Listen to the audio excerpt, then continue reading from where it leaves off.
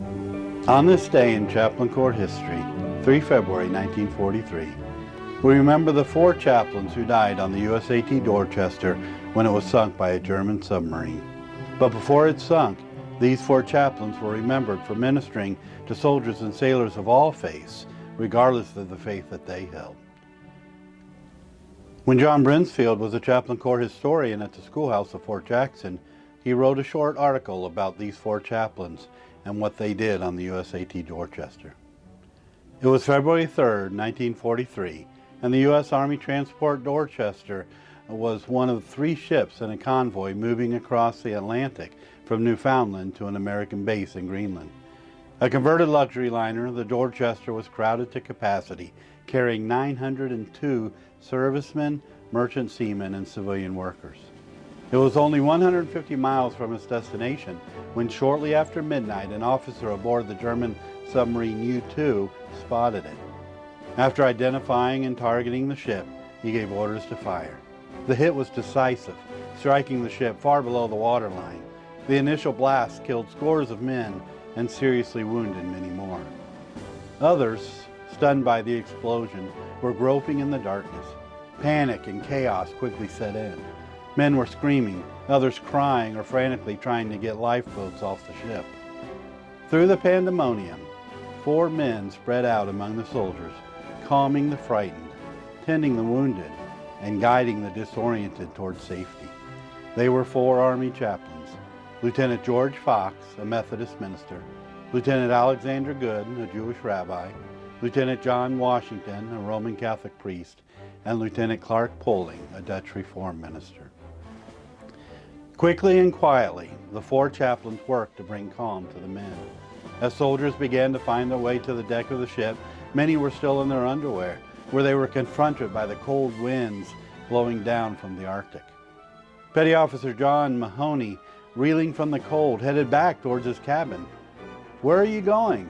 a voice of calm in the sea of distress asked. "To get my gloves," Mahoney replied. "Here, take these," said Rabbi Goode, as he handed a pair of gloves to the young officer. "I can't take those gloves," Mahoney replied. "Never mind," the rabbi responded. "I have 2 pairs."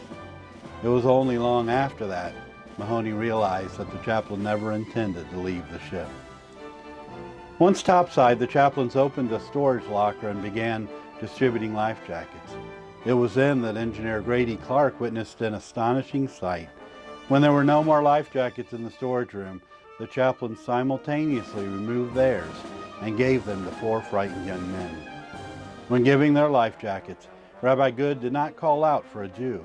Father Washington did not call out for a Catholic, nor did Fox or Poling call out for a Protestant. They simply gave their life jackets to the next man in line. One survivor would later recall, "It was the finest thing I have seen or hope to see this side of heaven." As the ship went down, survivors in nearby rafts could see the 4 chaplains, arms linked and braced against the slanting deck. Their voices could also be heard offering prayers and singing hymns. Of the 902 men aboard the U.S.A.T. Dorchester that night, only 230 survived. Before boarding the Dorchester back in January, Chaplain Poling had asked his father to pray for him. "Not for my safe return, that wouldn't be fair. Just pray that I shall do my duty, never be a coward, and have the strength, courage, and understanding of men. Just pray that I shall be adequate." Although the Distinguished Service Cross and Purple Heart were later awarded posthumously, Congress wished to confer the Medal of Honor to these 4 chaplains, but was blocked by the stringent requirements which required heroism performed under fire. So, a special medal for heroism, the 4 Chaplains Medal, was authorized by Congress and awarded by the President on January 18, 1961.